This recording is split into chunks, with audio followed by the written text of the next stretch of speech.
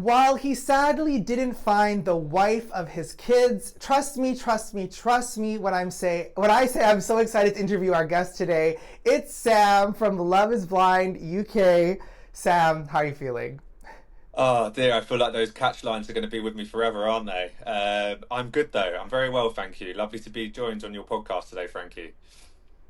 Well, yeah, we really, really appreciate it. We have this thing now where we interview a lot of people that have, we're gonna call it a tricky edit, that have tricky edits. That's kind of the thing we're known for. Sarah Ann from the US season, and now you from your season. Um, let's kind of get right into it. Do you consider yourself a hero or a villain? Oh, that's the key question, isn't it? I think the best way to describe it is a character that you sort of see on your screen. But really, in real life, I'm known as the BFG, the Big Friendly Giant, by all my friends. So yeah, it's quite the flip, really. It's like almost I've gone into a new universe, and someone spat out this Sam that's like this so-called red flag narcissistic villain. I'm new to all this, so I guess it's like a new life. But yeah, definitely a disconnect between what you see on TV and who I am in real life for sure. Yeah. Now, like one thing we always ask reality personalities is was there any moment in the show, either what a producer said to you, or maybe halfway through the season, where you kind of could feel that this is how you were going to be portrayed, or from beginning to end, were you just like, oh, I'm going to look great, it's going to be amazing? Like, tell me about if you knew this was coming. Absolutely. So I actually didn't apply for Love is Blind. They actually approached me. And I like to always call my life 75% perfect. I have a great job and great family and friends, but I've always been missing that 25%, which is my love life. Dating in London's very difficult. So I knew going into the show that I had nothing to lose, and I knew that I wasn't the best dater, but no one could have ever predicted how it's been shown on the show. So I think the best way to describe it is it's like waking up into a nightmare that's never ending. It's on there forever now. But yeah, I think for me personally, I never thought it would be as bad. I knew my storyline wasn't, let's say, straightforward. I knew what took place and how Benaiah and Nicole ended up together, but I never imagined the backlash that I would get. Okay, so on the reunion, you seemed very genuine, you seemed sad, you seemed apologetic. But then, I also saw like a cheeky TikTok where you kind of made light of the situation. So where are you at? Like, are you ready to lean into your villain era? Are you sorry? Are you like where are you at today genuinely? Like Netflix aside. Yeah, really good question, Frankie. I think so. You have to remember that it was filmed over a year ago. So everything that's kind of come up has brought back all those memories. There was a lot of things that obviously, I said and I think came out the wrong way in certain times. Like I said, I'm a bad dater. You're nervous. There's a lot of cameras on you. It's a high pressure experiment. And already being not the best dater in real life and saying funny things, I kind of think that just got portrayed in the wrong way on the show. Now, obviously, coming into the present and going into that reunion show, honestly just wanted to go on there and say, look, I wish you guys nothing but the best. I actually tried to do that at the Mixer event. You wouldn't have seen the full conversation with Benaiah, but I went in there with intentions to basically say, look, I'm happy for you guys. Like, if anything, I've done you a favor. It was that type of thing. Unfortunately, though, some people buy into the character they see on the screen far too much. And at the end of the day, they don't really know who I am. I don't actually know who they are. I only met a couple of them a couple of times, especially the females. Mm-hmm. So for me, it's Mm-hmm. upsetting, but I knew my mission to go to the mixer was that, to the reunion was, okay, I might not be able to win the cast over, at least let me just say my piece and walk away with my head held high. And hopefully I did that. Totally. And but like I guess but what's coming, like, are you going to adopt this new villainous Sam moving forward, whether it be on television or in your real life, or are you back to being the big friendly Big friendly giant, I giant, think the you called BFG. yourself? Yeah, no, okay. So I think I'm dabbling. So I like to say I'm just seeing where the land lies right now. I'm kind of just having fun with it. Listen, the first week, I'll be real with you, it was the hardest week of my life. I've never cried so much. I locked Yeah. myself in my bedroom for 3 days and didn't drink or eat for 3 days. So you have Wow. to understand that, like, I've been through an absolute roller coaster, but something sort of clicked in my head where I was like, I can't do this. I need to either lean into it and have fun and at least Mm-hmm. make some people laugh, or I'm just going to sit depressed in my room forever. And that's what I've done. I've tried to make light of it, taken the mickey out of myself. And I think actually I've got quite a good reaction from the TikTok, actually. There's been quite a lot of love. My inbox is full of love as well. I know it's harder to see the love in terms of because you see a lot more of the hate. But I think, when I'm walking the streets, everyone wants a photo with me. So maybe the villain isn't as Yes. much of a villain as people really think in real life. No, totally. I mean, you are a prolific, iconic reality TV character forever, and I think again, as you said, you have to make lemonade from your lemons. There's no point to cower away in the corner, and I know that we want to see you on more things, and I'm excited to see sort of what's next for you. So I'm glad you're not stuck in your room anymore. Okay, let's get to the edit. Right, one thing we talk a lot about on this podcast is the edit. We get to talk with a lot of reality stars about a lot of shows. So we have some clarifications about things that went on or things that we saw as viewers that I don't think have been covered too much in the reunion or any of your kind of post interviews. Okay, so the show makes it look like when you lost Jasmine, that you kind of automatically flip this switch. The edit makes it look very much like, I'm sad, I'm sad, I'm sad. Okay, wait, I'm on a TV show, and now I'm gonna go for the next one. Bam, and I'm good. That is how it reads. Was that what happened, or was that the edit? Like, talk me through this transition. Absolutely. So first of all, the two females that I was dating, Jasmine and Nicole, brilliant people, by the way. Um, I was dating them for just over 2 weeks. And throughout that whole process, I knew that my head was telling me that Jasmine reminded my ex-girlfriend. She reminded me of my ex, and I was like, "Oh, do I go with my head?" My heart was telling me Nicole was like someone that I wouldn't normally necessarily go for out in the real world. So I was thinking, well, that could be something new. If it hasn't worked in the real world, why would I go for the same again in the experiment? So that was Jasmine, that was Nicole, and in all my mibs, which you didn't see because it's all edited out, I was basically saying, Yeah. "Who do I pick? Like, who do I pick? I don't know what to do." And actually, that decision was taken out of my hands when Jasmine actually ended it with me. So she, in a way, she made my path clear. She basically said, so I believe everything happens for a reason. So I was then at the reasoning of, like, okay, that wasn't meant to be. And actually, my heart was telling me Nicole the whole time. So actually, it was actually made that Nicole would be the one that I would continue with. Now, it actually wasn't on the same day. It wasn't the same moment where I just suddenly flipped the switch. Actually, like I said, I've been dating those two girls for 2 weeks, and it wasn't.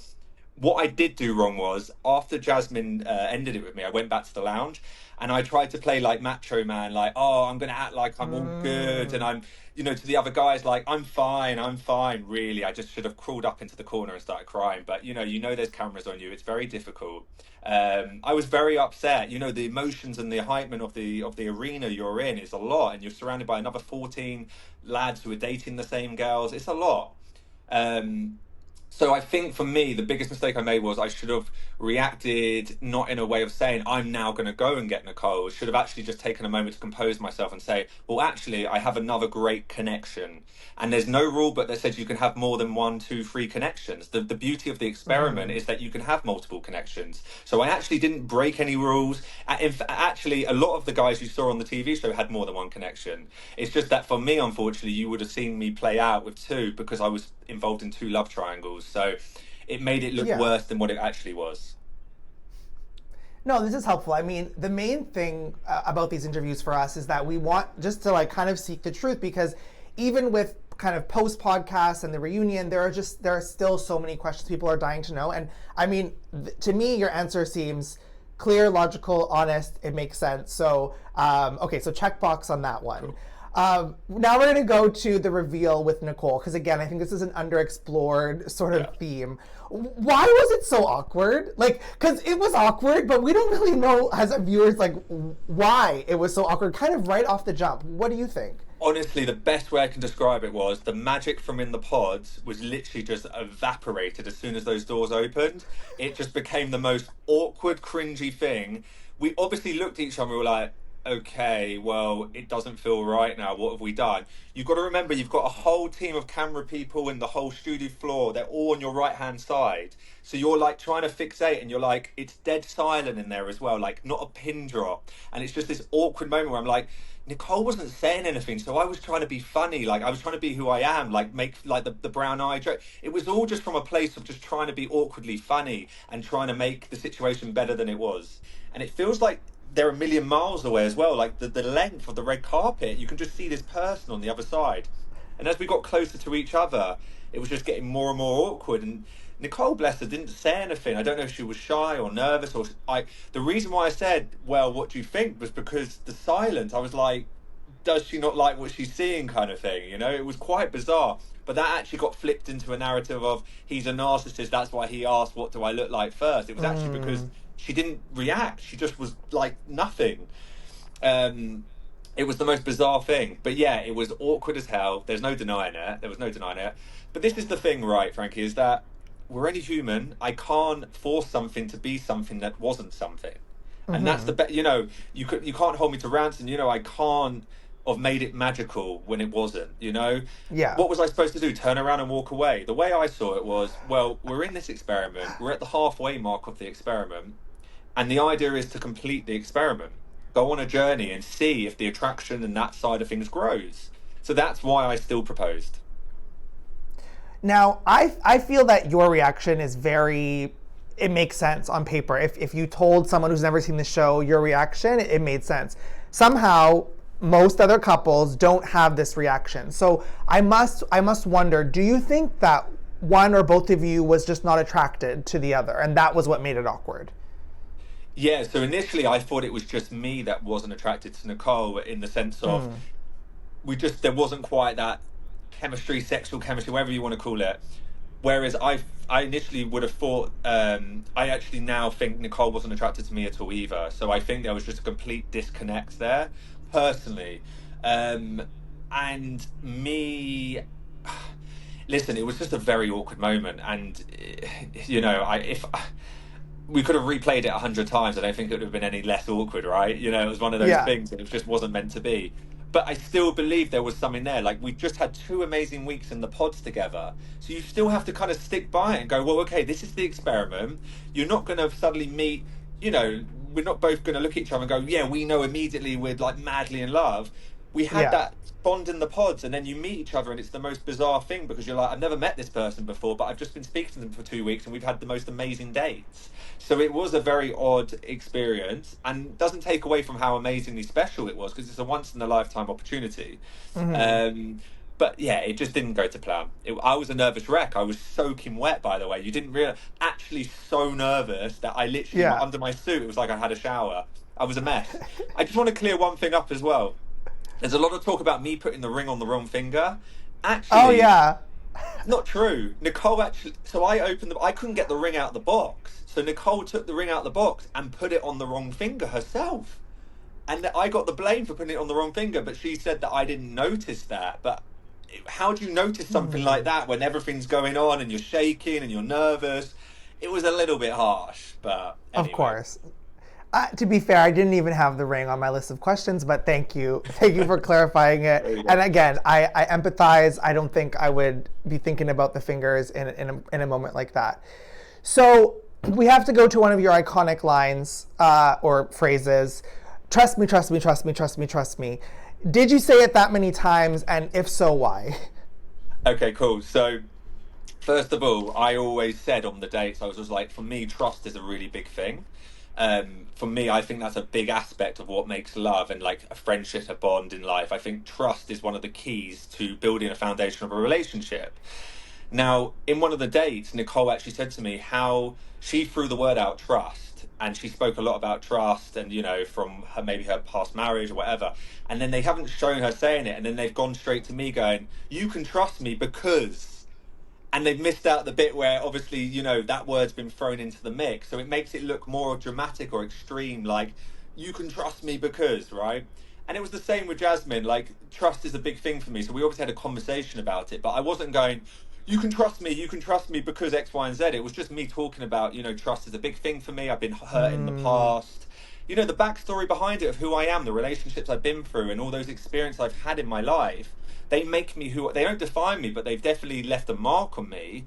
And it's very difficult to find someone nowadays that you can trust. And that's all it was. There was no narcissism behind it or anything. Now, it becoming quite funny because the way they've kind of clipped it up, trust me, trust me, trust me. I get it. Like, it's funny. And do you know what? I kind of own it now, in a way. I mean, it's your tagline for life. I think so. I might have to get a tattoo. I haven't got any tattoos, but I think I need all these tattoos, I tell you. Would trust me? Would that be would trust me be the I one? think I love you, maybe. I don't know. We've got so many. Oh yeah, I I'm think just a boy who yeah. loves a girl. We got Sam from London. You There's do quite have a a lot. few. This is good. I'm feeling like we got some merch going. We can do Oh some yeah. Sam t-shirts. Like, okay, we're gonna chat after the interview. Cool. A timeline. So obviously with reality TV, the viewers never really know about the timelines, right? That sometimes things feel like a moment. They've been 2 weeks. Sometimes it seems like 2 weeks. It's been a moment. So I want clarification on the timeline between you and Nicole meeting in the awkward way that it was, and then ultimately not going to Greece. How many times did you see each other or chat between those two moments? Okay, well, I'm glad you asked this question because I think this is the biggest misconception of the whole storyline. And actually, there's a Yeah, massive hole in the story. I don't know how much I can say, but fair. we, I wasn't selected to go to Greece. So Oh, actually, they actually selected 5 couples to go to Greece out of how many got engaged to continue filming with them because obviously they can't film every single couple because it's too many people, too many episodes, etc. So I think yes. maybe like 10 or 11 couples got engaged, something like that. And I we were read actually, that. yeah, so we were actually told, me and Nicole, that night after the engagement, they came into my room and said, sorry, we're not going to continue filming you. You're more than welcome to carry on your relationship with Nicole in the outside world. So we were literally kicked off the experiment, thrown back into the real world.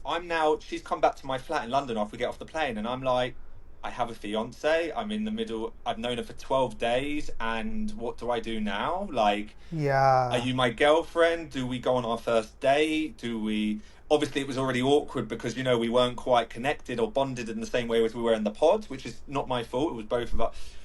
I mean, I was a mess. I didn't know what to do. I panicked, and I was very upset as well because I wanted to continue the experiment. The experiment should be from start to finish, and then you decide at the Mm. altar. But actually, I only got to do half the experiment. So me and Nicole, after 2 days, we chilled at my flat. It just wasn't working. We were almost like just friends, and we were just chatting. We were like, let's just probably it's best that we just kind of like give it a bit of time. Like you go home, da da da. Da. So Nicole left after 2 days. I was an absolute gentleman when she stayed here, by the way. We had a Nando's. She spoke to my dad on the phone. I spoke to her sister. We were like, this is weird. Like, and we chilled in my room watching movies, like just like two kind of high school friends kind of thing. That's all it was. So all the others are now, they're in a hotel in London flying off to Greece. So obviously it was over. It was done. Love is Blind was finished. I was off the show. And then a few days after Nicole left, I was a bit worried about her. So I started sending messages. Hey, Nicole, like just checking up. Are you okay? Because she was upset. She was upset it didn't work between us. And I get it. Like it was a big commitment for her to get engaged with me. And obviously we just both weren't feeling it. But so I was concerned. So I sent a couple messages checking up, didn't get any reply. I phoned about 4 times, didn't get any reply.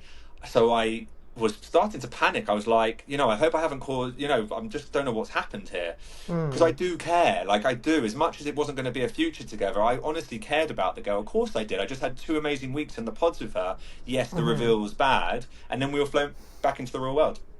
So I get a call the next day from production saying, hey, there's something we need to tell you. Like, Benaiah and Nicole have actually decided to meet up and give it another go. They've actually flown off now to Greece.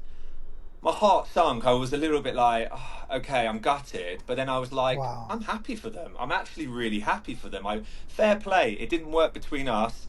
But the only question mark I do have is why did they feel the need to go back on the show to explore each other's love? Could they have not done it off the show? Because I didn't get the opportunity to explore my love with Nicole on the show. I had to do it off the Mm. show. So I'm being judged by the public of what happened in my flat for 2 days, not on a retreat like everybody else in that same bubble experiment. So it's a very unjust kind of, you can't really judge it, right? Because it's not a just experiment. I was upset, but at the same time, I was like, if that is what she wants and she's happy with Ben, I can't stop that. We were finished at that point. So, yeah, it was a tough pill to swallow. And then obviously a year later, you're hearing all these stories. That's why Nicole didn't want to go to Greece with you. When you're like, what? Like, I never even got the chance to go to Greece. Like, so there you go. Hopefully, I've spilled some beans there. Yeah, I mean, it's definitely, public knowledge that there are many couples that say I do and don't get featured on the show. So I think we can kind of go off of that a little bit. But it is wild. And I always say to people who want to do reality TV, I say, you better be fucking prepared and confident in yourself and in what is to come. Because it's crazy to think that 5 couples did this whole experiment and they were just thrown to the wolves, been like, oh, you're not going to go to Greece, just decide if you're going to keep your relationship up. And I can only imagine that most do not. I don't know if you have insider info. Were there any of the couples from the UK that kept it going? Let's just say it's a failed experiment on the outside world. Yeah. But So don't get me wrong, the experiment on the inside is a truly remarkable experiment. I'm not digging yeah, blind because for me, like it is incredible. I'm a fan of it. Like I'm actually a fanboy. I love season 4, season 5, season 1. Like I think it's amazing. Like for yeah, me, I think it was. I had a vision in my head that this was my time. This was my opportunity to have like that power couple kind of thing. I truly sure. believed it, and I'm gutted. And then to find out you're the villain as well, and all the hate and the red flag, my life went like that, like overnight, and it is very upsetting, of course. Oh, okay. Let's, that the last kind of thing on this theme is the whole rejection about sex and sleeping together. Are you happy with the way that came out on the show? Was it the truth? Was it not? I mean, it got messy by the reunion on this question. So I think again the viewers are lost here.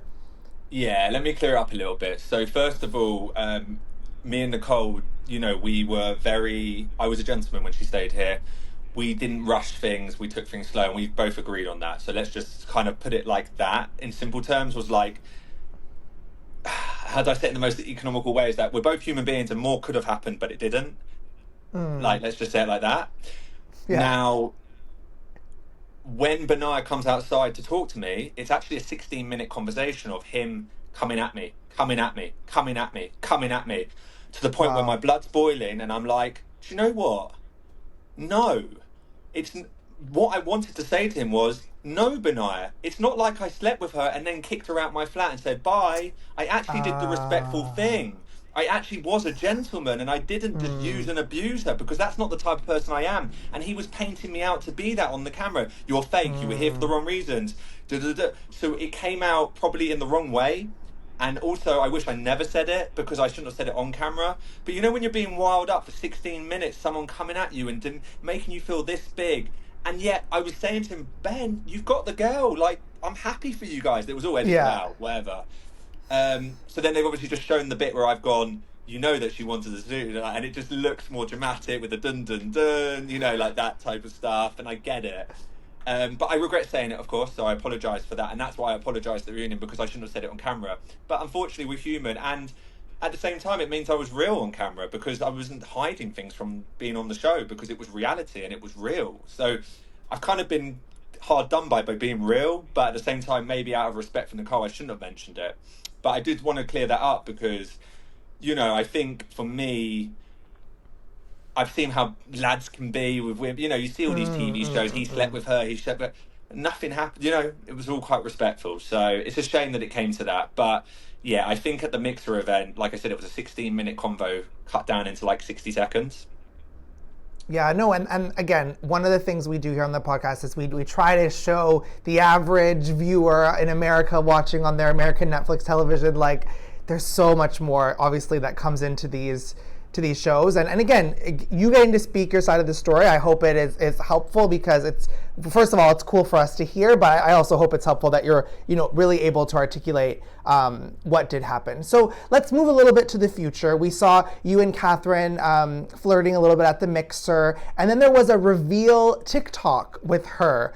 Are you guys dating? Have you hooked up? Like, Catherine. So actually, Catherine, I can say it now because she's announced it. Actually, Catherine is dating one of my best friends from the show who wasn't featured on the show, in Jake. So I'm super happy for them. They've been together for a year. They've announced it now, so I can say it. So actually, we were just leaning into having fun with it. So all the viewers were going, are they together? Are they not? So the three of us were like, should we just have a bit of fun with it and just like play up to it? Like the villain thing we were saying. Just create a little bit of drama, have fun with it, because if not, we're just going to be sitting at home crying, like I said earlier. So I thought I'd have a little bit of fun. But actually, that was because we were in the Netflix offices on the same day.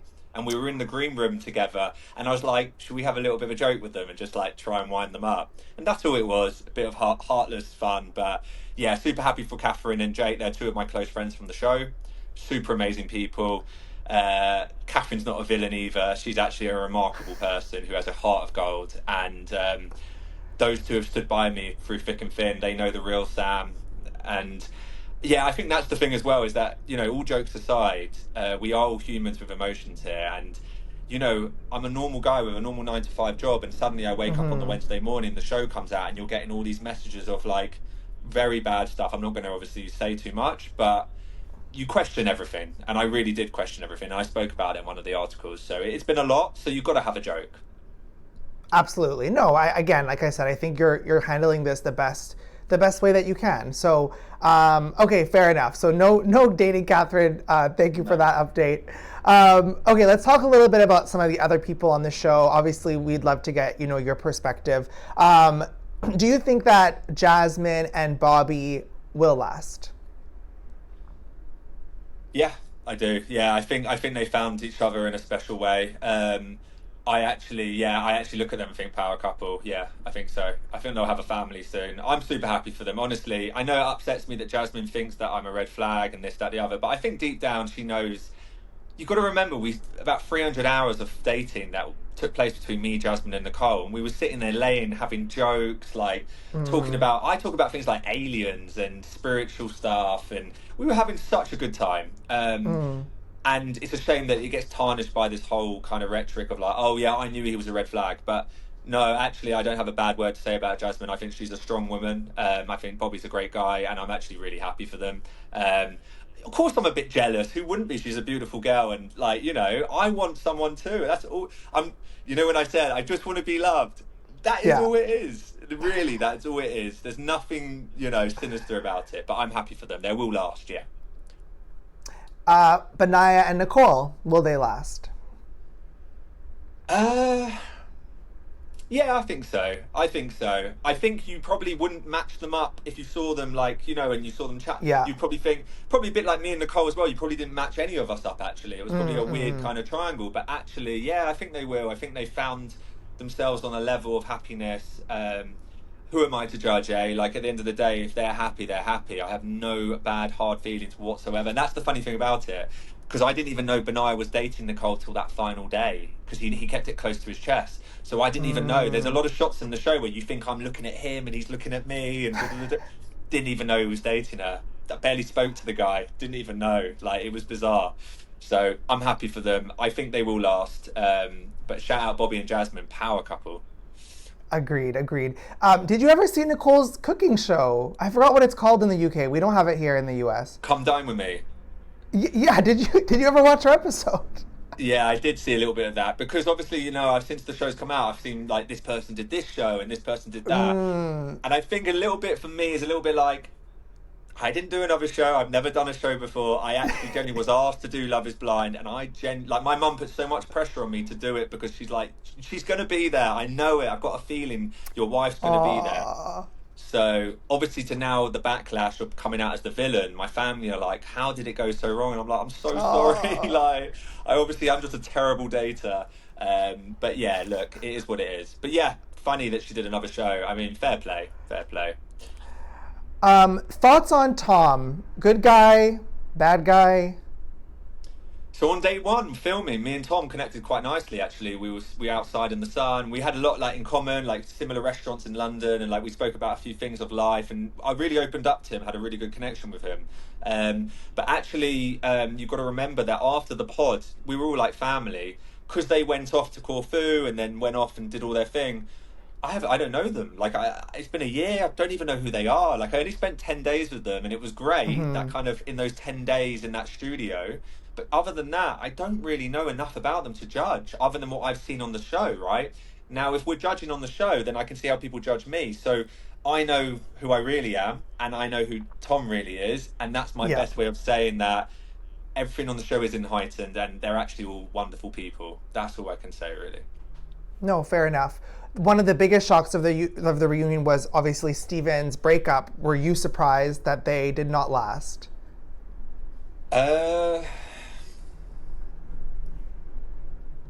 Again, I wasn't very close to Steve, so it's hard to answer. I was actually quite close to Sabrina. Actually, she was one of my connections that I had for a while, and she was quite into me, and we spoke really nice. She was a lovely girl, and I think they were probably just a little bit too different. Probably a little bit, just a bit of a difference in lifestyles. Probably just wasn't quite there. Both very strong-minded, strong people. You know, he's got his gym, and he's a strong guy, and she's one of those people that's very like opinion, you know, strong. Like I like it, the Irish. Yeah, I think it could have lasted. Like it's just it's hard to say, Frankie. Like it really is. You know, I think it's a shame. It would have been great to see all of them do well. You know, they're all great people. I mean, but not everyone can last. That's not good reality TV. Keep that in mind. Yeah. Well, what would have been the program without me? That's what I asked you. There you go. Exactly. Again, it's better to be hated than forgotten. It's better to be hated than not put on the show. Imagine the poor fucking people that do this show and don't get shown on TV. I would die. It would be what a horror, and all the trauma and all the bullshit you would feel afterwards. Oh my God, those people need to be on a podcast and you know, talk about their shit. Okay, anyways, last question, Sam. What is next for you? More reality TV? Like, what is on the horizon? Yeah, so let's just say the pot is bubbling. I think I think people want to see Sam from London a little bit more. And let's just say that the character of Sam from London, like you said, play into it. I think there's an appetite to see me on your screens again. Can't say what it will be, but let's just say I will most likely one day be on your screens again. I'm pretty sure. That's all I'm going to say. But love it. One thing I do want to add to all that, and all jokes aside, and I know we play up to the cameras, the fun with it all and whatnot. Mental health is really something that I've definitely learned a lot about in the last few weeks, and I really hope that all the slack I've been taking from a lot of people, that people like men out there who do have insecurities, you know, my nose job, I was insecure, I got bullied at school, that's why I did it. Speak out, speak to people, feel confident enough to speak to people, because don't bottle it up. You feel so much better when you talk, and that's my biggest thing now, is talk. Like, please just talk. Drop me a message, talk to me. I'm happy to speak to people. Like, for me, that's the most important thing. It's just a TV show. We're all human beings. We all have emotions, and we all just want to live in a better world, right? So if I can make a couple people laugh and smile with the character Sam from London, I'm kind of happy with that and content with that. So I can be a punching bag for other men out there. And yeah, talk out, mental health. Thank you. That's all I wanted to say. No, thank you so much for adding that, and I echo that sentiment. Again, like, reality TV people get a lot of hate, and you know, people every day get a lot of hate on social media. So absolutely, I completely agree. Whether it's through friends, through random people on Instagram, like, find people you can chat with, you can talk with. If it's on the Thirsty Boys podcast, you know, I'm also here to talk. So no, but in all seriousness, I completely agree. Thank you so much for your time. I think you've clarified a lot. You know, I do a lot of reality TV interviews, and I think you've come across super clear, super genuine. I definitely think the edit got you, Sam, because you seem like a really nice guy. Honestly, I'm just a very normal, nerdy guy. Like, I sit in my room watching rom-coms every day. Like, that's me. But listen, if people enjoyed it, they enjoyed it. Thank you so much, Frank. I really appreciate it. I look forward to watching. Okay, amazing. And we will see you hopefully on your next show. I'm Frankie Chenna with Thirsty Boys with Sam from Love is Blind UK. Thank you very much.